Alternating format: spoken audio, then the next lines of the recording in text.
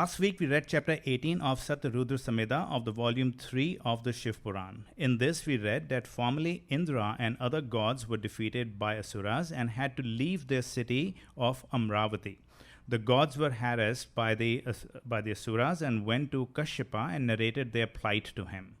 Since Kashyapa was their father, he was extremely distressed to hear about their misery and console them. Kashyapa then went to Kasi to appease Lord Visveshvara and performed a severe penance for the long time. The delighted Lord Shiva then appeared in front of him to grant him a boon.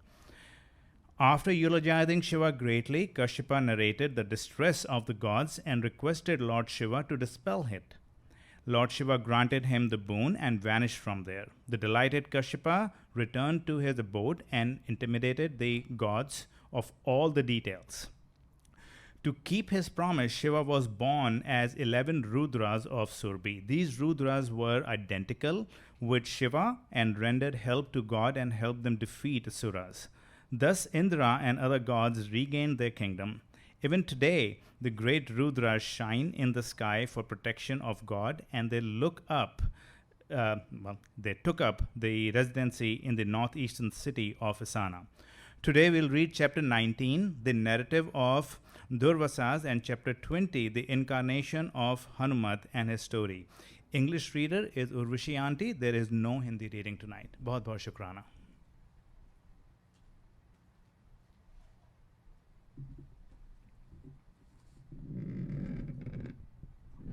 Jai Guruji, Anantam Shukrana for this blessed seva.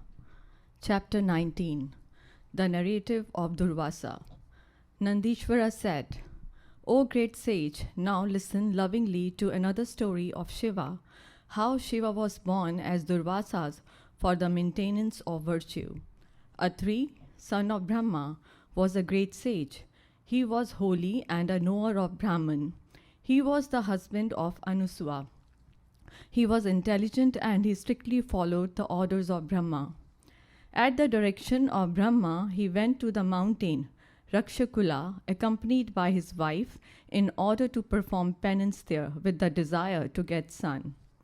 On the banks of the river Nirvindhya, the sage who had controlled his breath and had freed himself from mutually clashing emotions performed a great penance for 100 years. He decided in his mind thus, let that sole great Lord, whoever he is, who is free from aberrations, grant me the boon of a son. A long time elapsed while he performed the holy penance. A holy flame of fire came out of him. O great sage, the worlds were almost burnt by that flame. Indra and other gods and the celestial sages too were afflicted by it. Then, highly distressed by that flame, O sage, Indra and other gods and the sages hastened to the abode of Brahma. After bowing to and eulogizing Brahma, the gods mentioned to him their grief. O dear, Brahma immediately went to Vishnu's region along with the god.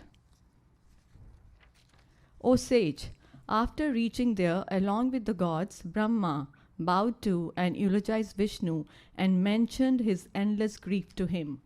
Vishnu, too, accompanied by Brahma and the gods, hastened to Rudra's abode. After reaching it, he bowed to and eulogized Lord Shiva. After eulogizing him, Vishnu mentioned to Shiva his grief caused by the flame due to the penance of Atri. O sage, thus gathering there together, Brahma, Vishnu, and Shiva consulted one another about the welfare of the worlds.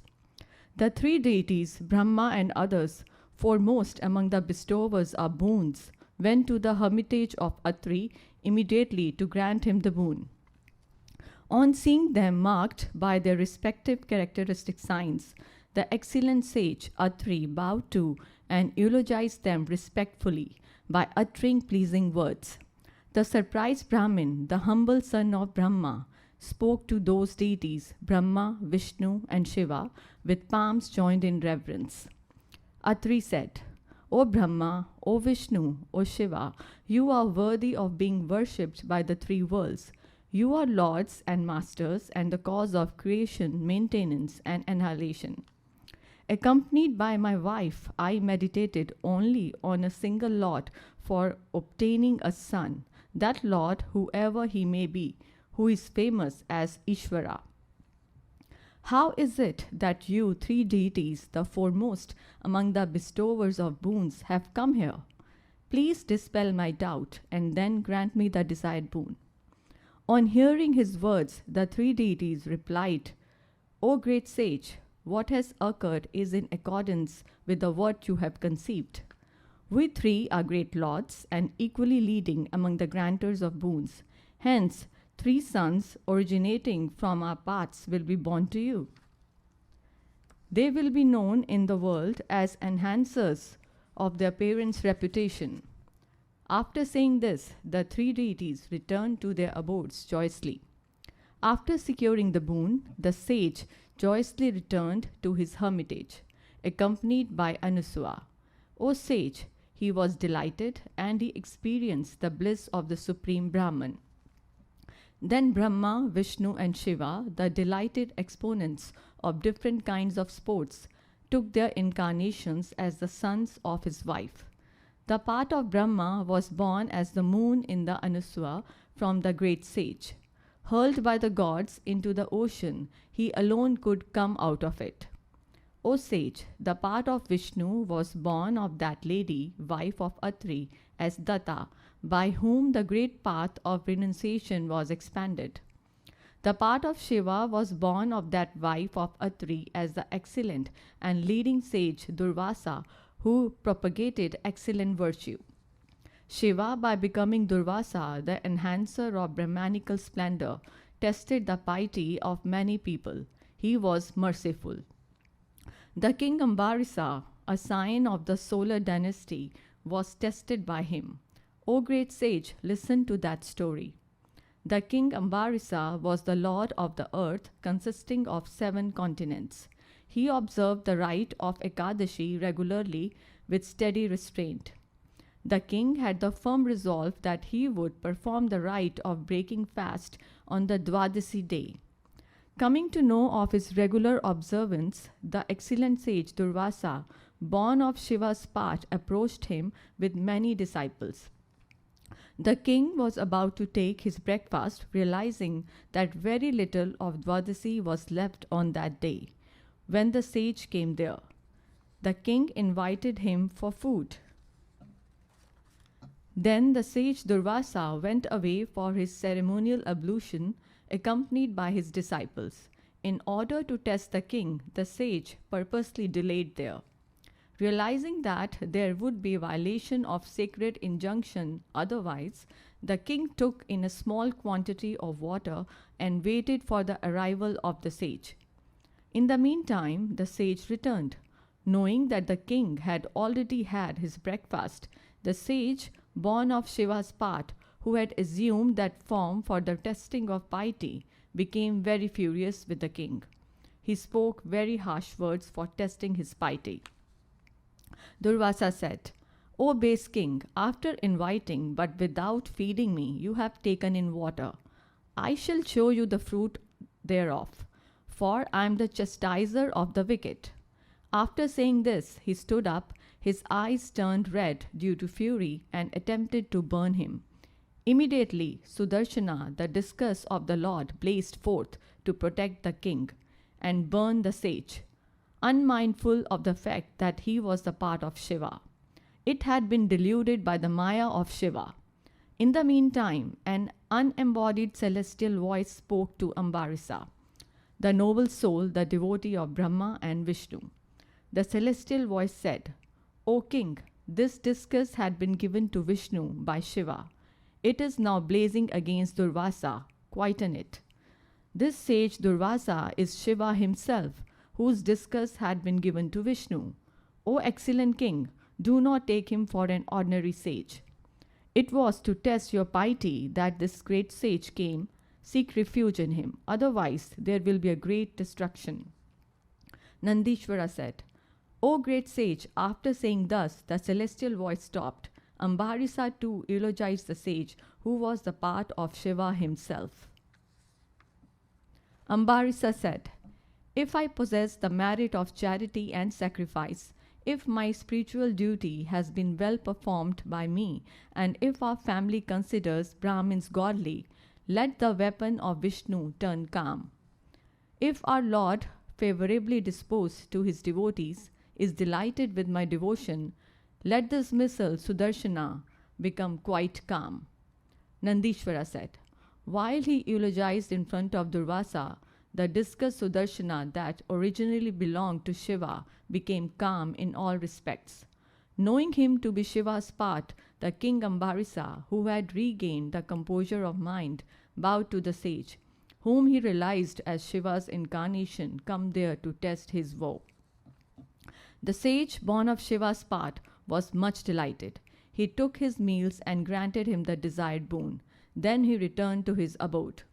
O sage, I have narrated the story of Durvasa in the course of his test of Ambarisa. O great sage, listen to another story of his.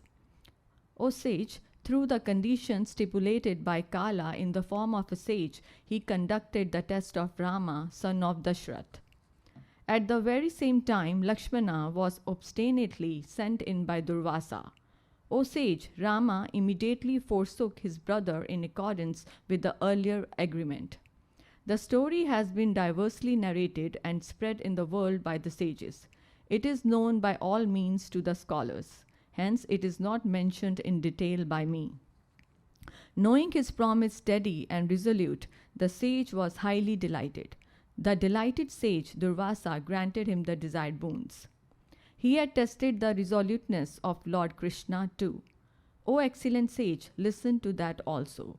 I shall tell you that story also. At the request of Brahma, Vishnu was born as the son of Vasudeva in order to ease the burden of the earth as well as to protect the good. Lord Krishna slew the wicked, the great sinners, those who harassed the Brahmins and the knaves. He protected all good men and Brahmins. Krishna, son of Vasudeva, showed great devotion to Brahmins. Every day he fed many Brahmins with many juicy articles. The fame that Krishna was especially devoted to the Brahmins spread everywhere. O sage, desirous of seeing him, the sage approached Krishna.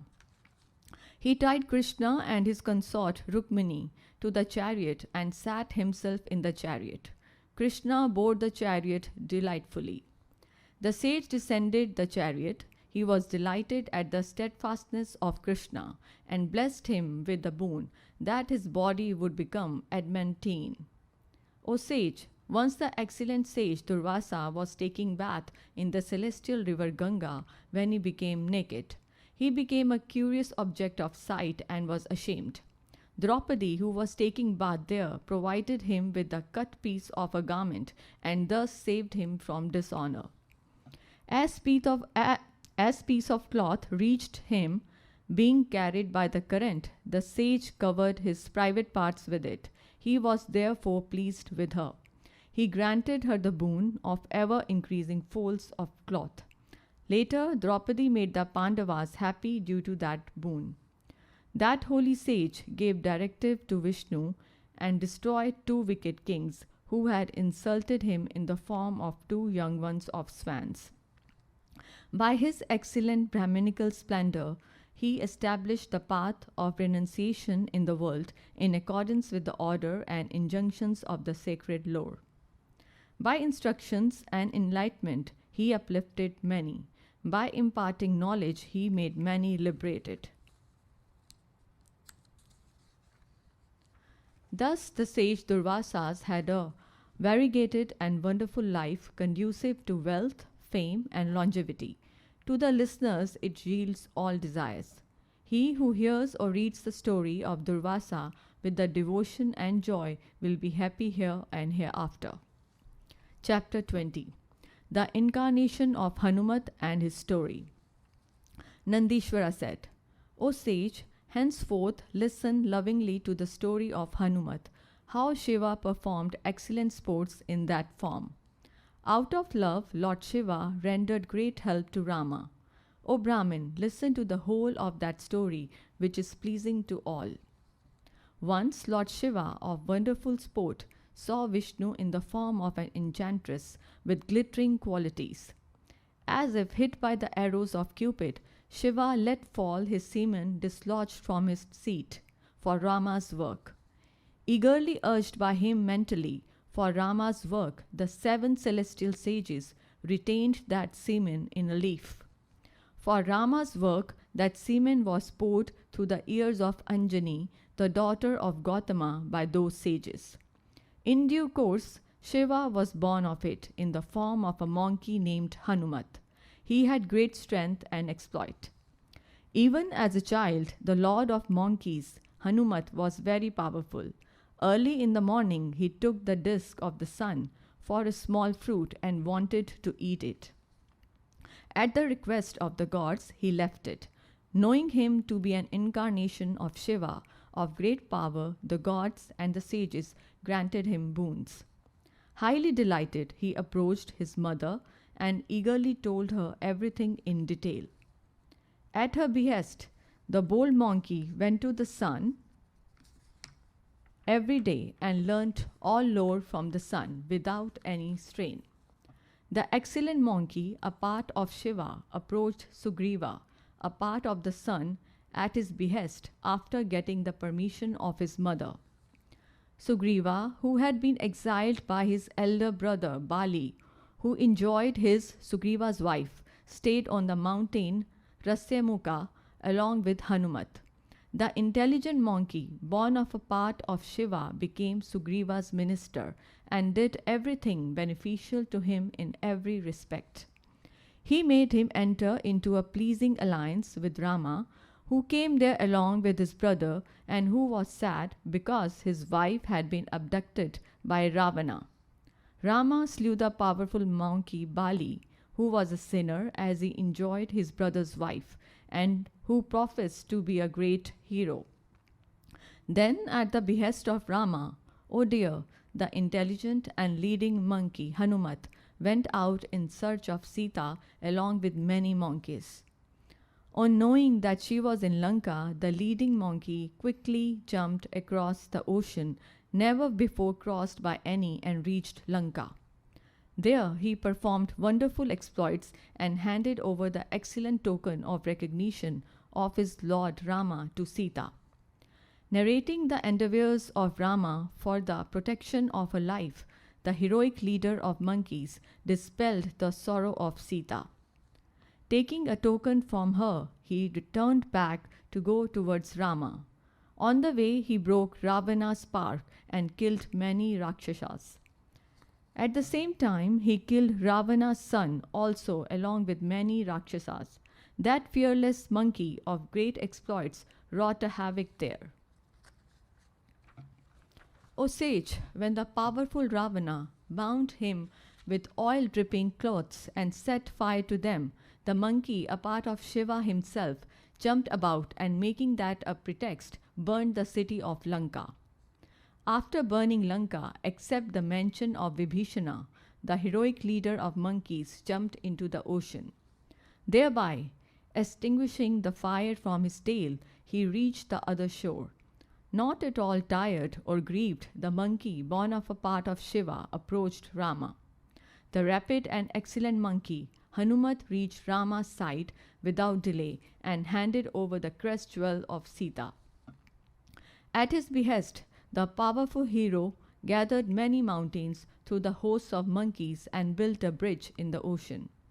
At the time when he was about to cross the ocean, Rama installed a phallic image of Shiva and worshipped it with a desire to be victorious. Securing his boon of victory, he crossed the ocean, surrounded Lanka with the monkeys and fought against the Rakshasas. The heroic Hanumat slew many Asuras and protected Rama's army. He enlivened Lakshmana by the medicinal herb Sanjeevani when he was wounded by Meghnad's javelin. The lordly son of Shiva made Rama and Lakshmana happy in every respect. He protected the entire army. The untiring monkey destroyed Ravana, his family, and his followers. The monkey, the storehouse of great strength, made the gods happy. He slew the demon Mahiravana and brought Rama and Lakshmana from his place to their own after guarding them well.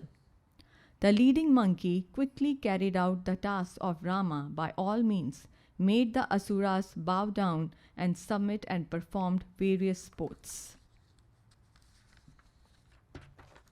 Himself a leader of devotees, he made Sita and Rama happy.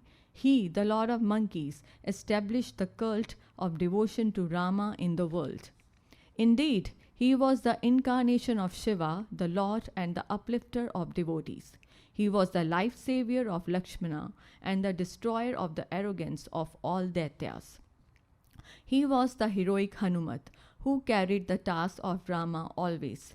In the world, he is called Rama's messenger. He is favorably disposed to his devotees. He is the slayer of Daityas.